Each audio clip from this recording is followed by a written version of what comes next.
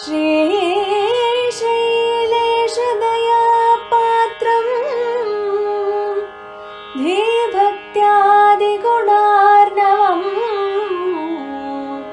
यतीन्द्रप्रवणं वन्दे रम्यजामातरं मुनिम्।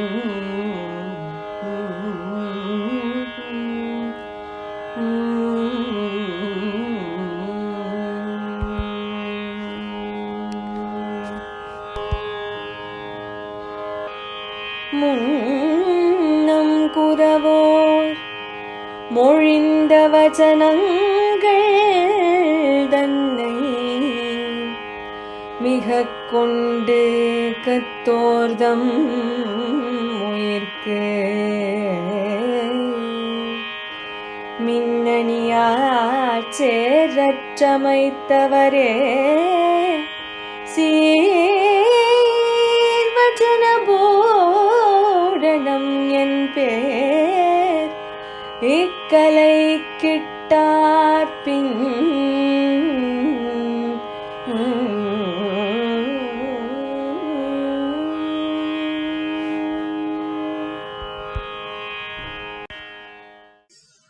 ஸ்ரீமதே ராமானுஜாய நமஹ. ஆழ்வார் எம்பெருமானார் ஜீயர் திருவடிகளே சரணம். மணவாள மாமுனிகள் அருளிச் செய்த உபதேச ரத்தின மாலையை அனுபவித்துக் கொண்டு வருகிறோம். இப்பொழுது நாம் அனுபவிக்க இருக்கின்ற பாசுரம் 54வது பாசுரமான முன்னம் குரவோர் என்கிற பாசுரம். அன்னபுகழ் முடும்பை என்கிற 53வது பாசுரம் தொடங்கி 7 பாசுரங்களில் பிழலோகாச்சாரியருடைய வைபவத்தையும் ஸ்ரீவசன பூஷணத்தினுடைய வைபவத்தையும் தெரிவிக்கிறார் மணவாள மாமுனிகள். இந்த பாசுரத்திலே அந்த ஸ்ரீவசன பூஷணம் என்கிற கிரந்தம் எப்படிப்பட்ட கிரந்தம் என்று தெரிவிக்கிறார். முன்னங்குரவோர் மொழிந்த வசனங்கள் தன்னை மிக கொண்டு கத்தோர் தம்முயிர்க்கு மின்னணியா சேரச் சமைத்து அவரே சீர் வசனபூடனம் என்பேர் இக்கலை கிட்டார் பின். இந்த பாசுரத்திலே பல விஷயங்களை நமக்கு தெரிவிக்கிறார் மணவாள மாமுனிகள். அவருடைய சாமர்த்தியத்தை, வாக் சாதுரியத்தை நாம் பார்க்க வேண்டும். ஒரு சின்ன பாசுரத்திலே எப்படி பல விஷயங்களை தெரிவிப்பது என்கிற சாதுரியம் அது மணவாள மாமுனிகளிடத்திலே தான் நாம் கற்றுக்கொள்ள வேண்டும். என்னென்ன விஷயங்கள் சொல்கிறார் என்று பார்ப்போம். இந்த ஸ்ரீவசன பூஷணத்தில் இருக்கக்கூடிய என்ன விஷயங்கள் சாதிக்கப்படுகிறது என்பதை முதலிலே தெரிவிக்கிறார். முன்னங்குரவோர் மொழிந்த வசனங்கள் தம்மை மிக கொண்டு. முன்னங்குரவோர் என்னால் பூர்வாச்சாரியர்கள், குரவஹா என்று வடமொழியிலே சொல்லுவார்கள். இந்த குரு சப்தம். குரவஹா என்னால் ஆச்சாரியர்கள், முன்னங்குரவோர் என்னால் பூர்வாச்சாரியர்கள். பூர்வாச்சாரியர்களுடைய மொழிந்த வசனங்கள் தம்மை மிக கொண்டு. இவருடைய வார்த்தை என்பது ஸ்வல்பமாக இருக்கக்கூடியது, ரொம்ப குறைவாக இருக்கக்கூடியது இவருடைய சொந்த வார்த்தைகள். ஸ்ரீவசன பூஷணத்தில் இருக்கக்கூடிய 460க்கும் மேற்பட்ட சூத்திரங்கள், இவை அனைத்துமே பூர்வாச்சாரியர்களுடைய வசனங்கள். ஆங்காங்கே ஆச்சாரியர்கள் சாதித்த வியாக்கியான கிரந்தங்களில் இருக்கக்கூடிய வசனங்களை கொண்டு முன்னங்குரவோர் மொழிந்த வசனங்கள் தம்மை மிக கொண்டு அதை அதிகமாக பயன்படுத்தி தம்முடைய வார்த்தைகளை குறைவாக பயன்படுத்தி அவர் என்ன செய்தார்? பிழலோகாச்சாரியர் நமக்கு ஒரு ஆபரணத்தை பண்ணி கொடுத்தார். அந்த ஆபரணத்துக்கு எப்படிப்பட்ட ஆபரணம் அந்த ஆபரணம் என்று கேட்டால், நாம் கடைகளிலே வாங்கக்கூடிய ஆபரணம் அது நம்முடைய தேகத்துக்குண்டான ஆபரணம். ஆனால் பிழலோகாச்சாரியர் நமக்கு செய்து கொடுத்திருக்கிற ஆபரணம் அது என்ன ஆபரணம் என்னால் கத்தோர்கள் தம்முயிர்க்கு, வாசித்த விஷய ஞானம் உடையவர்களுடைய ஆத்ம பூஷணம், அது ஆத்மாவுக்கு சாத்தி கொள்ளக்கூடிய ஒரு ஆபரணம். மின் அணியா சேர சமைத்து, ஆக அப்படி ஒரு வியாக்கியானத்தில் இருக்கக்கூடிய வரிகளை எல்லாம் எடுத்து அதை மின்னணியா சேர சமைத்து ஒன்றாக கோர்வையாக சேர்த்து கற்றோர்கள் தம் உயிர்க்கு, ஆத்மாவுக்கு ஒரு பூஷணமாக அவர் என்ன செய்தார்?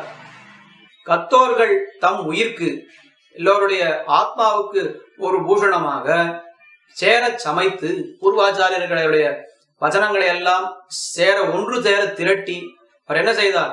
சேர சமைத்து அவரே சீர் வசனபூடனம் என்பேர் இக்கலை கிட்டார் பின். ரொம்ப ஆச்சரியமான ஒரு விஷயம் இது. ஒரு கிரந்தம் ஒருவர் பண்ணும் பொழுது சிலர் அதற்கு பெயர் வைக்கக்கூடும், சிலர் அதற்கு பெயர் வைக்காமலே அந்த கிரந்தத்தை செய்து விடுவார்கள். உதாரணத்துக்கு எடுத்து பார்த்தால் முதல் திருவந்தாதி, இரண்டாம் திருவந்தாதி, மூன்றாம் திருவந்தாதி என்றெல்லாம் திருநாமங்களை பார்க்கிறோம். இந்த பெயர்களை எல்லாம் அந்தந்த ஆழ்வாரே வைத்தாரா என்னால் நமக்கு தெரியாது. ஒருவேளை நாதமுனிகள் எல்லாவற்றையும் நம்மாழ்வாரிடத்திலிருந்து பெற்ற பிற்பாடு அவர் அந்தந்த பெயர்களை சூட்டி இருக்கலாம் என்று பெரியவர்கள் சொல்கிறார்கள். ஆக கிரந்தங்களை செய்யும் பொழுது சில சில கர்த்தாக்கள் பெயர் வைக்காமலும் இருக்கலாம். ஆனால் இங்கே மணவாள மாமுனிகள் என்ன தெரிவிக்கிறார் என்னால், அந்த கிரந்தங்களை எல்லாம் செய்தவரான பிழலோகாச்சாரியர் அவர் ஸ்ரீவச்சன பூஷணத்தை செய்து முடித்து மின்னணியா சேர சமைத்து அவரே சீர்வசன பூஷணம் என்பேர். அவரே அந்த கிரந்தத்திற்கு ஸ்ரீவச்சன பூஷணம் என்கிற திருநாமத்தை சாத்தி அருளினார், இக்கலைக்கு இட்டார் என்ன இந்த விடயத்தை காட்டுகிறார்கள். ரொம்ப சாரமான பாசுரம். கத்தோர்கள் தம் உயிர்க்கு. இந்த ஸ்ரீவச்சன பூஷணம் என்கிற திருநாமமே எப்படி ஏற்பட்டது என்னால், ஸ்ரீவச்சன பூஷணத்தினுடைய வியாக்கியானத்தினுடைய அவதாரிக்கையிலே மணவாள மாமுனிகள் அழகாக காட்டுகிறார். ரத்ன பிரச்சுரமான பூஷணத்திற்கு ரத்னபூஷணம் என்று திருநாமம் இடுமா போலே, இது பூர்வாச்சாரிய வச்சன பிரச்சுரமான இந்த பூஷணத்திற்கு ஸ்ரீவச்சன பூஷணம் என்கிற திருநாமத்தை சாத்தி அருளினார் என்று மணவாள மாமுனிகள் காட்டுகிறார். அதாவது ரத்னங்கள் மிகுந்த ஒரு பூஷணம். இப்போது எடுத்துக்கொள்வோம், வைரம் மிகுந்த ஒரு பூஷணம். அந்த வைரம் மிகுந்த ஒரு பூஷணம் என்னால் அதிலே வைரம் மட்டும்தான் இருக்கிறதா என்னால், வைரம் மட்டும் இருந்தால் அந்த ஆபரணம் நிற்கவே நிற்காது. அதை தாங்குவதற்கு கீழே கொஞ்சம் தங்கம் வேண்டும். ஆனால் பார்க்கும் பொழுது இந்த தங்கம் கண்ணுக்கே தெரியாது, வைரம் மட்டும்தான் தெரியும். ஆனால் அந்த வைரம்லாம் எதனுடைய ஒரு துணையால நிற்கிறது, சப்போர்ட்னால் நிற்கிறதுன்னு பார்த்தா தங்கத்தினுடைய சப்போர்ட்னால தான் அதெல்லாம் நிற்கிறது. ஆனால் இந்த தங்கம் இருப்பது நம்முடைய கண்ணுக்கு தெரியாது. அதுபோல இந்த ஸ்ரீவச்சன பூஷணம் எப்படி என்று கேட்டால், வச்சனங்கள் எல்லாமே பூர்வாச்சாரிய வச்சனங்கள்.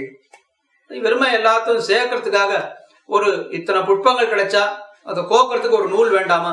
அந்த நூல் போல இவருடைய வார்த்தைகள் சொல்பமான வார்த்தைகள். புஷ்பத்தை எடுத்து பார்த்தால் கூட புஷ்பந்தான் நம்முடைய கண்ணுக்கு தெரியுமே தவிர நூலோ அதுல கட்டியிருக்கக்கூடிய நாரோ நம்முடைய கண்ணுக்கு தெரியவே தெரியாது.